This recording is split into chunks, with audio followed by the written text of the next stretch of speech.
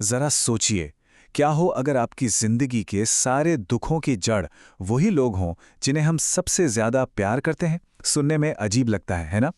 आज हम एक ऐसे ही, कह सकते हैं, क्रांतिकारी विचार में गोता लगाने वाले हैं। एक ऐसा विचार जो दुनिया के बंधनों को तोड़कर सच्ची आजादी का वादा करता है। ये सिर्फ एक गाने की लाइन नहीं है। नहीं। ये तो वो सवाल है जो हम सब कभी न कभी खुद से पूछते ही हैं कि भाई हमारे असली रिश्ते हैं क्या?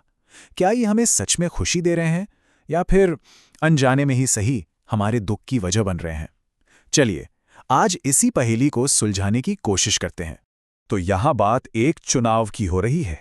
सोचिए, हम सब एक चौराहे पर खड़े हैं। एक रास्ता तो जाना पहचाना है, ये दुनिया, हमारे रिश्ते, यहाँ का सुख दुख सब कुछ। और दूसरा रास्ता, वो एक वादा है, एक ऊंचे, एक दिव्य कनेक्शन का, एक बिल्कुल अलग दुनिया का। और चुनाव हमें ही करना है। अब किसी भी हल तक पहुंचने से पहले यह समझना जरूरी है कि आखिर समस्या है क्या, है ना? तो ये जो टीचिंग्स हैं, ये हमें एक आईना दिखाती हैं। और पता है उस आईने में क्या दिखता है? एक ऐसी दुनिया जो अशुद्ध मोह में फंसी हुई है। और ये बातें कुछ जानी पहचानी सी नहीं लगती। एक ऐसी दुनिया जहां रिश्ते ही दर्द देने लगें, जहां सही गलत का फर्क ही मिट जाए, बुद्धि काम करना बंद कर दे और इंसान खुद को कौड़ियों के बराबर समझने लगे। इन टीचिंग्स में इससे झूठ खंड कहा गया है। नाम तो एकदम सटीक लगता है ना? अब ये जो बात है ना, ये सच में चौंकाने वाली है।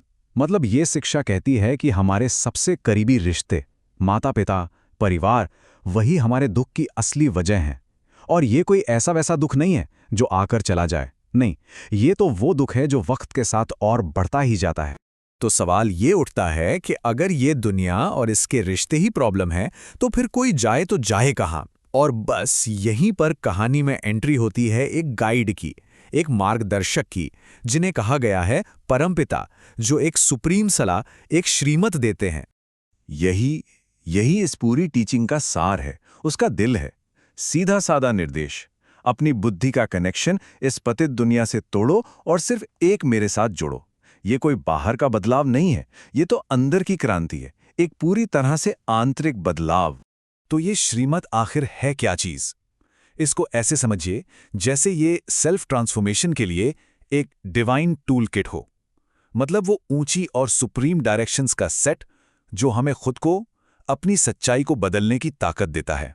हाँ, लेकिन कोई भी बड़ा सफर बिना मुश्किलों के तो पूरा होता नहीं, है ना?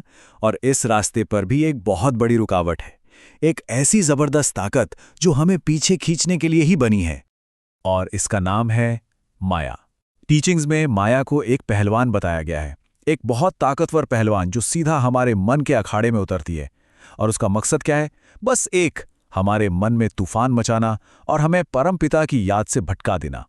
ये धोखे की, भ्रम की मास्टर है। ये लड़ाई कहीं बाहर नहीं, हमारे ही अंदर चल रही है। एक तरफ आत्मा है जो उस एक से जुड़ना चाहती है, याद में रहना चाहती है।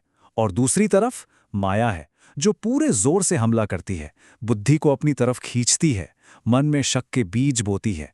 ये एक लगातार चलने वाली खींचतान है, एक कुश्ती जो कभी खत्म नहीं होती।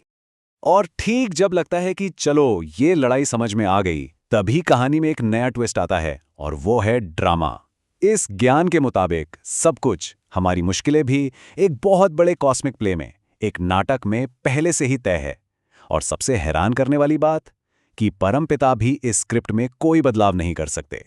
ये एक बहुत गहरी बात है। इसका मतलब जो मुश्किलें आ रही हैं वो बस यूं ही नहीं आ रही, उनका एक मकसद है। वो पाप का घड़ा भरने के लिए जरूरी है, ताकि ये दुनिया अपनी नेगेटिविटी के अंत तक पहुंचे। तो यहाँ आइडिया इन मुश्किलों से लड़ने का नहीं, बल्कि उन्हें इस बड़े ड्रामा का एक जरूरी हिस्सा समझकर देखने का है। तो क्या इसका मतलब यह है कि हम हाथ पर हाथ धरकर बैठ जाएं क्योंकि सब तो ड्रामा में फिक्स्ड है? नहीं, बिल्कुल नहीं। ये ज्ञान हमें एक एक्टिव रास्ता दिखाता है, एक प्रैक्टिस, एक अभ्यास जो हमें इस ड्रामा में सही तरीके से अपना पार्ट प्ले करने में मदद करता है। और ये पूरा का पूरा रास्ता टिका है याद के अभ्यास पर। और इसी सचेत प्रयास को कहते हैं पुरुषार्थ। ये कोई हाथ पैर छोड़ देने वाली उम्मीद नहीं है, नहीं, यह है कॉन्शियस एफर्ट, जानबूझकर की गई मेहनत। ये वो स्पिरिचुअल मेहनत है जो माया को जीतने और अपनी सबसे अच्छी, सबसे परफेक्ट स्टेज तक पहुंचने के लिए चाहिए ही चाहिए। अच्छा, तो ये पुरुषार्थ करना कैसे है, दिखता कैसा है ये? देखिए, सबसे पहले तो एक पक्का वादा करना है कि परमपिता को याद करना ही करना है। दूसरा, फोकस बनाए रखने के लिए चित्रों जैसे टूल्स का इस्तेमाल करें। तीसरा, अपना लक्ष्य, अपनी मंजिल यानी जो वर्षा मिलना है उसे हमेशा अपनी बुद्धि में, अपनी चेतना में रखें। और आखिर में इन श्रीमत यानी सुप्रीम डायरेक्शंस को फॉलो करके अपना ही भला करना है। और इसके लिए एक बहुत ही पावरफुल तरीका भी बताया गया है, वो है त्रिमूर्ति का चित्र। ये सिर्फ एक फोटो नहीं है, ये तो एक तरह का नक्शा है, एक रोड मैप। ये हमें लगातार याद दिलाता है कि हमारा गोल क्या है, कि हम परमपिता शिव के द्वारा भविष्य की दुनिया, अपनी विष्णुपुरी की बादशाही स्थापन कर रहे हैं। ये एक विजुअल एंकर की तरह है जो हमें फोकस रखने में मदद करता है। इतनी मेहनत, इतना संघर्ष, आखिर किस लिए? इस पूरी स्पिरिचुअल मैराथन के आखिर में फिनिश लाइन पर क्या रखा है? चलिए अब जरा इनाम पर भी नजर डालते हैं। फर्क तो जमीन आसमान का है, बिल्कुल साफ। एक तरफ है झूठखंड यानी ये कलयुग जो दुख ही दुख से भरा है, और दूसरी तरफ है सचखंड यानी सतयुग जहां सिर्फ सुख ही सुख है, परमानंद है। ये सचमुच में कौड़ी से हीरा बनने का सफर है। और ये है असली मंजिल, असली इनाम, लक्ष्मी और नारायण जैसा देवता पद पाना, उस आने वाले गोल्डन एज, उस स्वर्ण युग के मालिक बनना। यही वो वर्षा, वो विरासत है जिसके लिए ये सारा पुरुषार्थ हो रहा है। ये सिर्फ दुखों से छुटकारा पाना नहीं है, ये तो अपनी दिव्यता पर, अपने असली स्वरूप पर अधिकार पाना है। तो आखिर में ये सारी बातें हमें एक बहुत ही दमदार सवाल पर लाकर छोड़ देती हैं। अपने भाग्य का मालिक होने का असल में मतलब क्या है? और ये कोई सिर्फ फिलॉसफी का सवाल नहीं है, नहीं, ये तो इस पूरे सफर का निचोड़ है। ये विश्वास कि हाँ, सचेत पुरुषार्थ से और एक दिव्य कनेक्शन से हम अपनी तकदीर को खुद लिख सकते हैं, उसे बदल सकते हैं,